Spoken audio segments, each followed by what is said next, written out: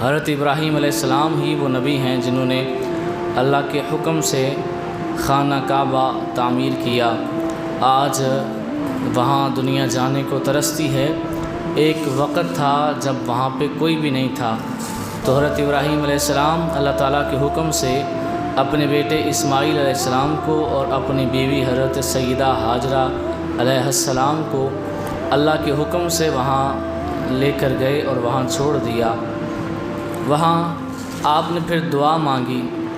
دعا یہ مانگی کہ یا اللہ، میں نے ان دونوں کو تیرے حکم سے یہاں چھوڑ دیا ہے، پس تو مخلوق کا رخ ان کی طرف موڑ دے، انسانوں کا رخ ان کی طرف موڑ دے کہ تیرے حکم سے میں نے انہیں یہاں چھوڑ دیا، یہ اب یہیں رہیں گے، لیکن تجھ سے دعا ہے کہ تو اپنی خلقت یہاں بھیج، اپنی مخلوق کو یہاں بھیج۔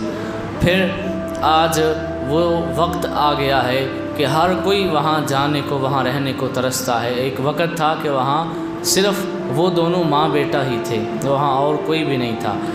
اللہ تعالیٰ نے وہاں اپنا گھر تعمیر کروایا اور اس کی برکت سے ان دونوں کے وہ جہاں مقام تھا، جہاں وہ گئے، وہاں دنیا جا کر بعد میں آباد ہوئی۔ حضرت ابراہیم علیہ السلام نے جب ان کو وہاں چھوڑ دیا تو اس وقت وہاں کوئی آبادی نہیں تھی، کوئی بندہ نہیں تھا، وہاں صحرا تھا، نہ تو پانی کا نام و نشان تھا، نہ کوئی کھانے پینے کی چیز تھی۔ حضرت اسماعیل علیہ السلام کو جب پیاس لگی تو اماں ہاجرہ نے ان کو ایک جگہ پہ رکھا اور پانی کی تلاش میں ارد گرد دوڑتی ہوئی، چکر لگاتی ہوئی پانی تلاش کرتی ہیں۔ تھوڑی دیر کے بعد پہاڑی پہ چڑھ کر جب پانی نہیں ملتا تو دوبارہ بچے کا خیال آتا ہے، بھاگ کر پھر بچے کی طرف آتی ہیں کہ اسے کسی شے نے نقصان تو نہیں پہنچایا۔ پھر پہاڑی پر جاتی ہیں، پھر آتی ہیں، کرتے کرتے 7 چکر ہو گئے۔ واپس آئیں تو کیا دیکھا کہ اسماعیل علیہ السلام نے پیاس کی وجہ سے زمین پہ ایڑیاں رگڑی ہیں، تو ان ایڑیوں کی وجہ سے زمین سے پانی کا چشمہ پھوٹ رہا ہے۔ آپ نے اپنے بچے کو اٹھایا تو دیکھا پانی بڑھ رہا ہے، پہلے تھوڑا سا تھا، پھر اور بڑھ گیا، تھوڑا سا اور بڑھ گیا۔ پھر آپ نے عربی زبان میں کہا یا ماؤ الزمزم، اے پانی ٹھہر جا۔ آپ کے اس فرمانے کی وجہ سے پانی ٹھہر گیا۔ اگر آپ اسے رکنے کا نہ کہتی تو وہ پانی ساری دنیا میں پھیل جاتا۔ آپ نے فرمایا ٹھہر جا، زم زم کہہ کے بلایا تو پانی ٹھہر گیا۔ آپ کے اس ایک جملے کی وجہ سے آج بھی اس پانی کو زم زم کہہ کے بلایا جاتا ہے۔ اور جو چکر انہوں نے وہاں پر لگائے، جہاں سے وہ دوڑیں، جہاں پہ وہ ویسے چلیں، وہ سب اللہ کی بارگاہ میں اتنا مقبول ہوا کہ اللہ نے قیامت تک کے حاجی کو حکم دے دیا کہ تو نے یہاں سے ویسے چلنا ہے، یہاں سے دوڑنا ہے، یہاں تو نے ویسے آرام سے چلنا ہے، اس جگہ سے لے کے اس جگہ تک تو نے دوڑ کے جانا ہے۔ کیوں دوڑنا ہے؟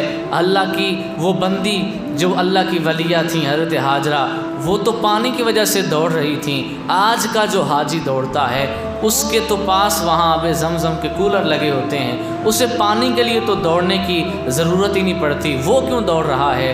اللہ نے بتایا میں جب کسی بندے کو چن لیتا ہوں تو پھر ایسی شان اسے عطا کرتا ہوں، اس کے کیے ہوئے کام کو رہتی دنیا تک سنت بنا دیتا، اس کا کیا ہوا کام باعث ثواب بن جاتا ہے، اس کا کیا ہوا کام بعد میں کرنے والوں کے لیے نیکی بن جاتا ہے۔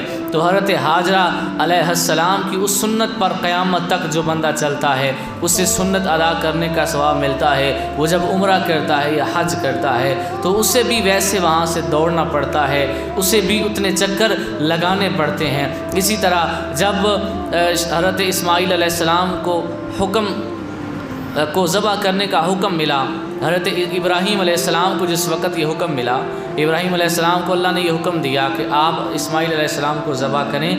حکم کس طرح دیا؟ خواب آئی کہ آپ اپنے بیٹے کو ذبح کر رہے ہیں، تو چونکہ نبی کا خواب سچا ہوتا ہے، اللہ کے نبی کا خواب سچا ہوتا ہے، تو آپ نے پھر صبح اٹھ کر حضرت اسماعیل علیہ السلام سے مشورہ کیا، کہا بیٹا مجھے یہ خواب آئی ہے کہ میں تمہیں ذبح کر رہا ہوں، تو نبی کا خواب سچا ہوتا ہے، تو بتاؤ مجھے کیا کرنا چاہیے؟ اسماعیل علیہ السلام نے کہا، اقبال تڑپیں، آپ کہنے لگے یہ فیضان نظر تھا یا کہ مکتب کی کرامت تھی، سکھائے کس نے اسماعیل کو آداب فرزندی۔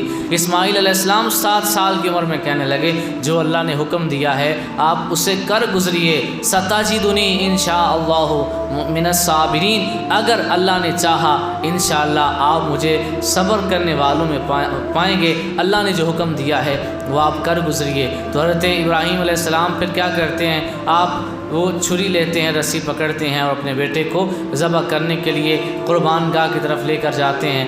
آپ کی بیوی حضرت حاجرہ اپنے بیٹے کو خود تیار کرتی ہیں اور آپ لے کر جا رہے ہیں، اتنے میں شیطان آ گیا، آ کے حضرت حاجرہ سے کہنے لگا کہ کیا تمہیں پتہ ہے کہ ابراہیم علیہ السلام اسماعیل کو کہاں لے کے جا رہے ہیں؟ تو انہوں نے کہا کہیں کسی دعوت پر لے کے جا رہے ہوں گے، کسی جگہ مہمان جا رہے ہوں گے دونوں باپ بیٹا۔ اس نے کہا نہیں، وہ تیرے بیٹے کو قتل کر دیں گے۔ حضرت حاجرہ بڑی حیرانگی سے کہتی ہیں کبھی ایسا بھی ہوا ہے کہ کوئی باپ اپنے بیٹے کو ذبح کر دے؟ حضرت حاجرہ سے شیطان کہنے لگا ہاں ایسا ہوا تو کبھی نہیں ہے، لیکن اسماعیل کو آج ابراہیم علیہ السلام نے ذبح کر دینا ہے، کیوں کہ انہیں اللہ کا حکم ہے۔ حضرت حاجرہ تڑپتی نہیں، فوراً مسکرا کے کہتی ہیں اگر اللہ کا حکم ہے پھر تو کیا کرنے آیا ہے؟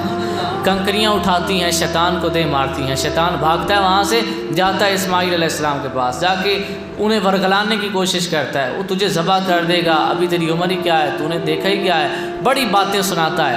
اسماعیل علیہ السلام اسے آپ بھی یہی جواب دیتے ہیں کہ حکم اللہ کا ہے تو پھر ہم نے تو پورا کرنا ہے، آپ بھی کنکریاں اٹھا کر مارتے ہیں شیطان کو۔ پھر شیطان ابراہیم علیہ السلام سے بات کرنے لگ جاتا ہے، کہتا ہے ابراہیم خواب تو ویسے بھی آ جاتا ہے، ضروری نہیں کہ خواب سچا ہی ہو، ضروری نہیں کہ وہ اللہ کا حکم ہی ہو، خواب تو ویسے بھی آ جاتا ہے، تو تجھے کیا ضرورت ہے اپنے اس لاڈلے بیٹے کو ذبح کرنے کی، تو اسے ذبح نہ کر۔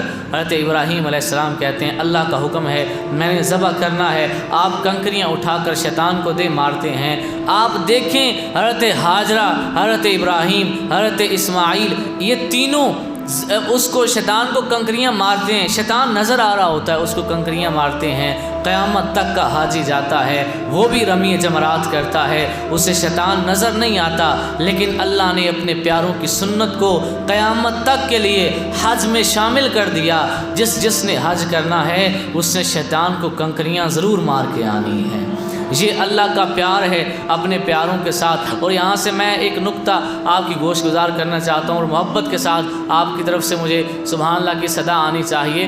میں ایک سوال کرتا ہوں کہ لوگ آج کہتے ہیں کہ یہ جو تم انگوٹھے چومتے ہو، نبی پاک علیہ السلام کا نام نامی اسم گرامی محمد صلی اللہ علیہ وسلم سن کر انگوٹھے چوم کر آنکھوں پہ لگاتے ہو، تو یہ سب سے پہلے لگائے تھے آدم علیہ السلام نے، تو انہوں نے تو اس لیے لگائے تھے کہ انہیں یہاں پر سرکار علیہ السلام کا نور نظر آیا تھا، تو اس لیے انہوں نے لگا لیے تھے، تو تمہیں تو نظر نہیں آتا، تم کیوں لگاتے ہو؟ تو ہم کہتے ہیں کہ پھر اگر حضرت ابراہیم علیہ السلام، حضرت اسماعیل علیہ السلام، حضرت حاجرہ علیہ السلام آپ شیطان کو دیکھ کر کنکریاں مارتے ہیں، انہیں نظر آتا ہے پھر کنکریاں مارتے ہیں، قیامت تک کا حاجی ہر سال وہاں کنکریاں مارتا ہے، اسے شیطان نظر نہیں آتا پھر بھی مارتا ہے، تو شیطان کو بنا دیکھے کنکریاں پڑ سکتی ہیں، تو بنا دیکھے نام محمد بھی چوما جا سکتا ہے۔